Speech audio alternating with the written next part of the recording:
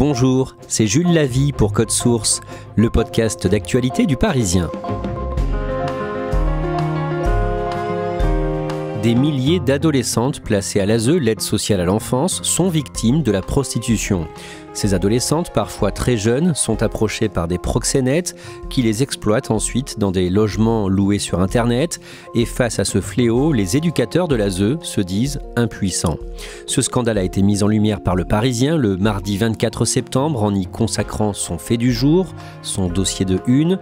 On y revient aujourd'hui dans Code Source avec les deux journalistes du Parisien qui ont signé l'enquête, Elsa Marie du service Société et Stéphanie Forestier de notre édition de l'Oise.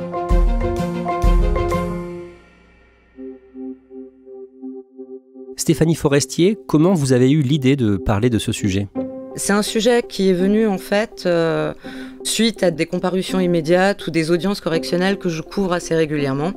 Ce sont des affaires qui traitent de trafic de stupéfiants, qui traitent de violences intrafamiliales. Ce sont des parents, des pères, des mères. Et quand ces parents sont condamnés, leurs enfants sont le plus souvent placés. Et en fait, c'est à l'issue d'une audience correctionnelle qu'une avocate est venue me parler de sa cliente qui était désespérée parce que sa fille avait été placée dans un foyer d'aide sociale à l'enfance dans l'Oise et qu'elle n'avait plus de nouvelles et qu'elle suspectait sa fille d'être victime d'un réseau de prostitution. Stéphanie Forestier, vous allez nous raconter précisément le cas de cette maman dont vous avez recueilli le témoignage. Mais d'abord, on va expliquer la situation plus largement. Elsa Marie, d'abord, c'est quoi l'ASE, l'aide sociale à l'enfance, et qui sont les enfants, les ados qui y sont placés ? C'est autrefois ce qu'on appelait la DAS. C'est un service du département qui est chargé de protéger les mineurs qui sont en difficulté, souvent parce qu'ils ont des parents défaillants. Et dans des cas extrêmes, lorsque l'on se rend compte que l'enfant est en danger parce qu'il est, par exemple, battu, maltraité ou abusé par sa famille, eh bien, il peut être retiré à ses parents et placé dans un foyer. En préparant votre enquête pour Le Parisien, plusieurs professionnels membres de l'ASE ont dénoncé leur manque de moyens. Oui, il y a des dysfonctionnements en série à l'ASE. On parle même d'un système à bout de souffle. D'abord, les foyers sont saturés, il n'y a plus de place, ce qui fait que parfois des enfants sont ballottés d'un foyer à l'autre alors qu'ils ont besoin d'un ancrage et de sécurité. Ils se retrouvent même parfois à l'hôtel parce que en fait, les départements n'arrivent plus à faire face au nombre d'enfants placés qui explose en fait depuis le Covid à cause de l'augmentation des violences intrafamiliales. Il y a aussi une crise des vocations, de moins en moins d'éducateurs et certains foyers sont obligés d'engager des personnes qui ne sont pas compétentes. Résultat, eh bien, l'État n'est plus aujourd'hui capable de protéger dignement ses enfants. Aujourd'hui, un peu plus de 200 000 enfants sont placés à l'ASE, l'aide sociale à l'enfance. Certaines adolescentes de l'ASE sont ciblées par des hommes qui vont ensuite les pousser à se prostituer. Elles sont ciblées soit par Internet, soit carrément directement devant les foyers. Certains éducateurs me racontent des scènes à peine croyables. Ils me disent qu'ils voient des proxénètes rôder devant les foyers, que certains même emmènent des jeunes filles qui sont déjà embrigadées pour se prostituer et qui les ramènent ensuite au foyer comme si c'était des membres de leur famille. Ce qu'il faut bien comprendre, c'est que ces foyers ne sont pas des prisons, que les enfants vont à l'école, qu'ils rentrent parfois chez eux le week-end et qu'ils font des rencontres. Et c'est là où ils peuvent se faire manipuler et piéger. Et donc concrètement, que font les proxénètes qui viennent démarcher les adolescentes ? Eh bien, ils vont mettre la jeune fille dans une relation de confiance jusqu'à devenir, pour certains, leurs petits amis. C'est ce qu'on appelle des lover boys. Ce sont en fait des proxénètes qui se cachent derrière le visage d'un compagnon. Ils vont mettre ces jeunes filles en confiance, les valoriser, jusqu'à créer une situation d'emprise émotionnelle. Et ça, c'est aussi le cas souvent sur Internet, sur les réseaux. Oui, il y a énormément de prédateurs qui sont en ligne et qui vont en fait accoster des jeunes filles sur les réseaux sociaux en les complimentant sur leurs photos. Et les victimes de ces proxénètes sont parfois très jeunes. Très jeunes, elles ont en moyenne 15 ans et des associations me disaient que cette année, ils avaient des victimes qui avaient même 12 ans. Pourquoi les adolescentes vivant en foyer sont des proies parfois faciles pour les recruteurs, pour ces proxénètes ? Pourquoi est-ce qu'il y a plus de risques qu'elles se fassent influencer ? Il faut comprendre que ces enfants ont eu des vies chaotique. Ils ont été élevés par des parents défaillants. Ils sont en recherche d'amour, de reconnaissance, d'une figure paternelle. Ils ont besoin d'être admirés, estimés, aimés. Et ça, si vous voulez, les proxénètes le savent parfaitement. Et donc, ils connaissent leurs failles et ils vont s'y engouffrer. Et donc au départ, ces adolescentes sont attirées par un homme spécifiquement, quelqu'un qui va donc les séduire, leur inspirer confiance, mais bien souvent, d'après ce que vous disent celles et ceux qui connaissent bien la question, ces adolescentes ensuite tombent dans de véritables pièges. Oui, à un moment, le loverboy dont on a parlé, c'est-à-dire le proxénète, va changer de méthode et se montrer violent, ou alors il peut dire à une jeune fille « j'ai des problèmes d'argent, est-ce que tu peux passer la nuit avec un copain pour me dépanner ?» Il peut ensuite la droguer et puis lui demander de payer pour pouvoir lui donner cette drogue. Dans de nombreux cas, ces adolescentes sont violées par ces soi-disant loverboys. Oui, c'est aussi une technique en fait de destruction mentale. Et parfois, en fait, dans ces foyers, il y a aussi d'autres jeunes filles qui sont déjà prostituées, qui vont être chargées d'en recruter d'autres. Et donc, elles vont emmener ces jeunes filles à des soirées. Et dans ces soirées, eh bien, il y a des hommes qui vont leur donner des substances comme du cannabis, du gaz hilarant, qui vont ensuite les violer et qui le lendemain vont leur dire « mais en fait, tu te souviens pas, mais t'étais consentante, t'es qu'une pute ». Et à ce moment-là, eh bien, la jeune fille va intégrer qu'elle n'est plus rien. Et à partir de là, en fait, il va l'exploiter sexuellement. Concrètement, où ces mineurs sont ensuite exploités sexuellement? Comment ça se passe? Alors, ils sont exploités dans des appartements, même dans des Airbnb qui sont loués pour l'occasion, qui rend le travail de la justice très difficile parce qu'en fait, quand vous êtes dealer, eh bien, vous avez un lieu de deal, vous avez de la marchandise sur vous. Là, tout se fait souvent en ligne et dans des appartements en fait qui changent constamment. Et d'ailleurs, ce que me disaient les associations, c'est que de nombreux dealers se reconvertissent en proxénètes parce qu'ils estiment que c'est beaucoup moins dangereux. Elsa Marie, un ancien éducateur qui est aujourd'hui porte-parole d'un syndicat dans le département du Nord, explique en résumé qu'il s'est senti totalement démuni face à ces drames à répétition. Il me raconte que certains soirs, il s'apercevait qu'un lit était vide, c'est-à-dire qu'une jeune fille avait fugué. Et là, il me disait « putain que c'était dur ». Il passait la nuit à se demander où elle était, et souvent c'était des filles qui étaient déjà exploitées sexuellement entre les mains d'un proxénète. Et lorsque le lendemain, elle revenait, eh bien, il me disait « on ne pouvait rien faire d'autre que de l'accueillir, de lui donner un repas chaud, que de l'écouter et de surtout pas la braquer ». Et il me dit qu'une fois, il se souvient qu'une jeune fille lui avait dit « je ne mérite que ça ». Pourquoi ? Parce que ce sont des enfants qui sont maltraités depuis l'enfance et qui pensent qu'ils sont condamnés à l'être. Et il me disait, pour eux, la prostitution, c'est une forme de suicide social. Stéphanie Forestier, je le disais au début de cet épisode de Code Source, vous avez recueilli le témoignage d'une femme, une mère d'une adolescente confiée à l'ASE. Cette femme a 38 ans. Dans Le Parisien et dans ce podcast, on leur donne un nom d'emprunt pour préserver leur anonymat. D'abord, en quelques mots, pourquoi Dorine a dû confier sa fille Clara à l'aide sociale à l'enfance ? En fait, Dorine n'arrivait plus à contrôler Clara. Clara a connu plusieurs épisodes qui l'ont fait sombrer progressivement dans une petite délinquance. En rentrant du collège, à 13 ou 14 ans, Clara a été suivie par un groupe de garçons. Elle a été violée par l'un d'entre eux. Ça a été un épisode très dur pour elle. Et son unique confident, c'était son père. Et seulement, son père est tombé malade, gravement. Une maladie qu'il a emportée en 2022. Et c'est à partir de ce moment-là que Clara a commencé à devenir ingérable. Elle ramenait de mauvaises fréquentations à la maison.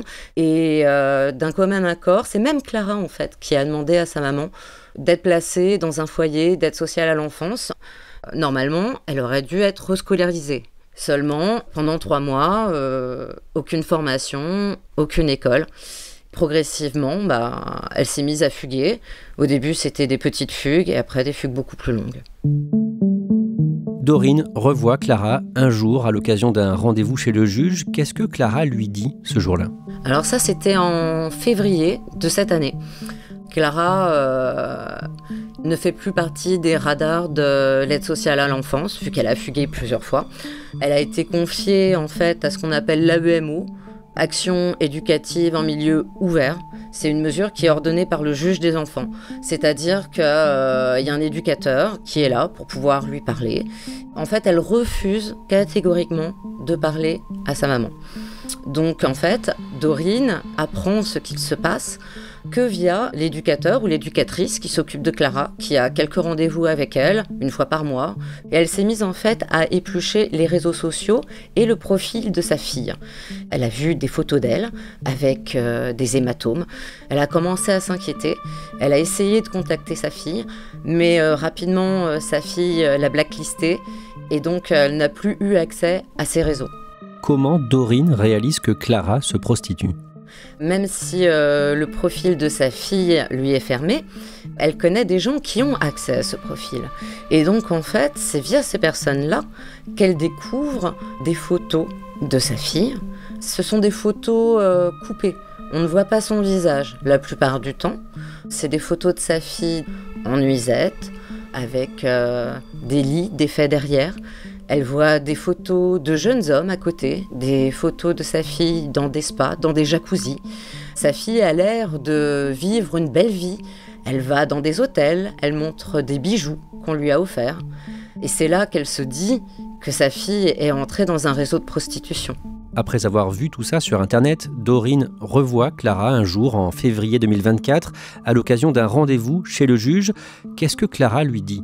Clara n'est pas très prolixe en fait, elle est accompagnée de son avocate, elle en veut encore à sa mère. Sa mère ne comprend pas pourquoi Clara lui en veut, parce que le placement a été volontaire, c'est Clara qui voulait être éloignée. Et en fait, c'est via leurs avocates qu'elle apprend qu'en fait, ce ne sont pas des films qu'elle était en train de se faire en regardant les photos qu'il y avait sur les réseaux sociaux. C'est vraiment la réalité. Clara tournait dans des hôtels, dans des Airbnb, non seulement dans l'Oise, mais aussi à Paris, en banlieue parisienne. Et qu'en fait, elle voyageait avec son compagnon qui est aussi son Mac à travers des hôtels, des Airbnb. En fait, régulièrement, Dorine a des appels de policiers. Une fois, Clara était dans le train, n'avait pas payé son ticket, n'avait pas ses papiers et avait été insolente.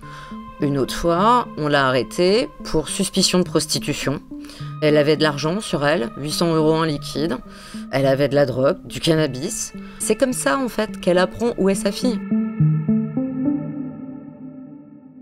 Quelles sont les dernières nouvelles dont dispose Dorine au sujet de sa fille ?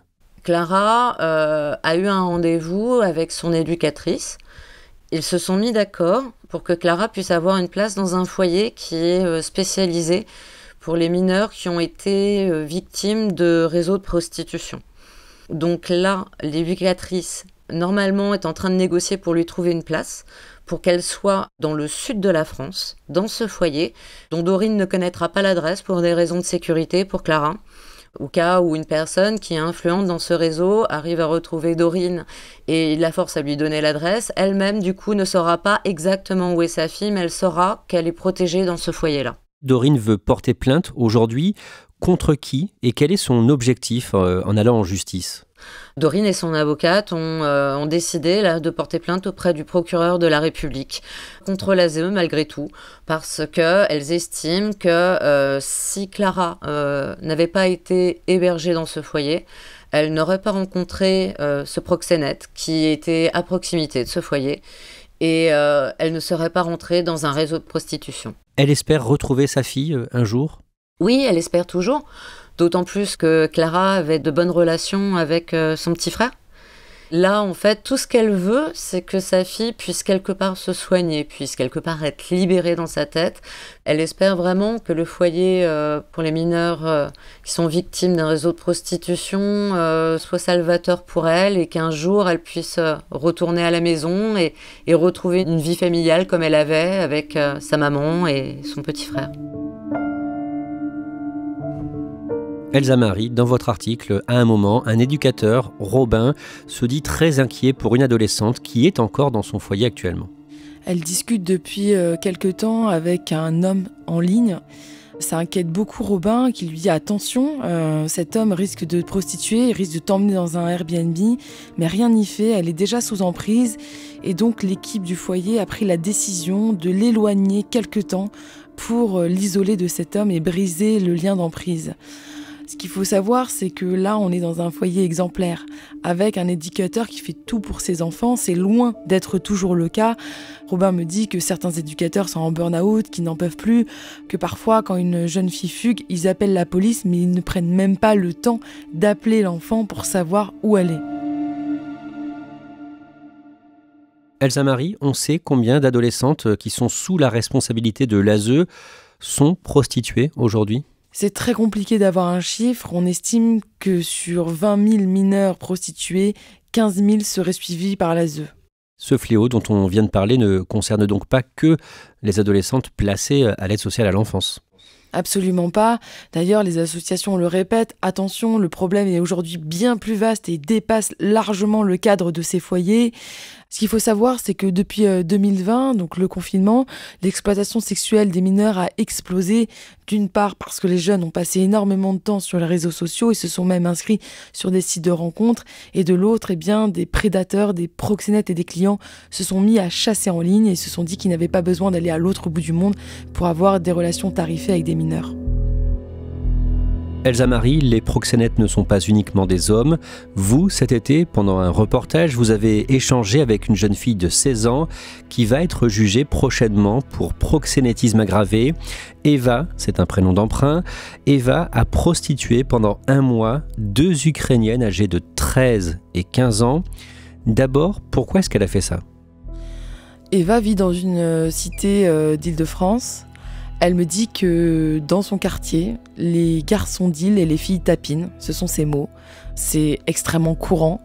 Un jour, des filles, elle me dit, de sa ville, lui confient qu'elles ont envie de se prostituer, mais qu'elles ne savent pas comment faire. Et à ce moment-là, Eva a des dollars dans les yeux. Elle se dit que c'est l'occasion pour elle aussi de se faire de l'argent. Et donc, avec des délinquants de cité qui sont déjà proxénètes, eh bien, elle va les inscrire sur un site d'escorting et gérer leurs passes, et jusqu'à 6 passes par jour. Comment elle a pu en arriver là ? Eva a eu l'impression qu'elle allait protéger ses filles, qu'elle faisait la sécurité, que si elle n'était pas là, eh bien, elle les mettait en danger. Elle ne réalise pas qu'en fait, elle a participé à leur exploitation sexuelle. Et au bout d'1 mois, les jeunes filles lui ont dit « on veut arrêter ».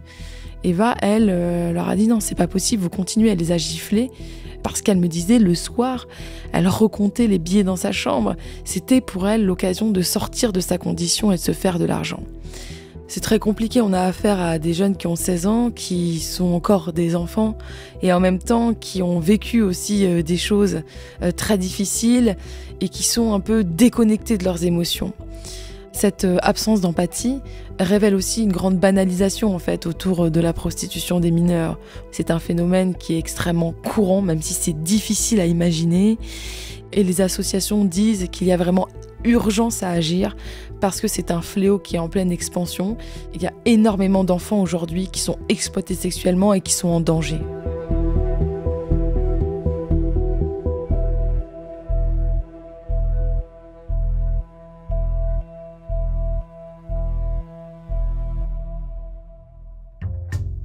Merci à Stéphanie Forestier et Elsa Marie.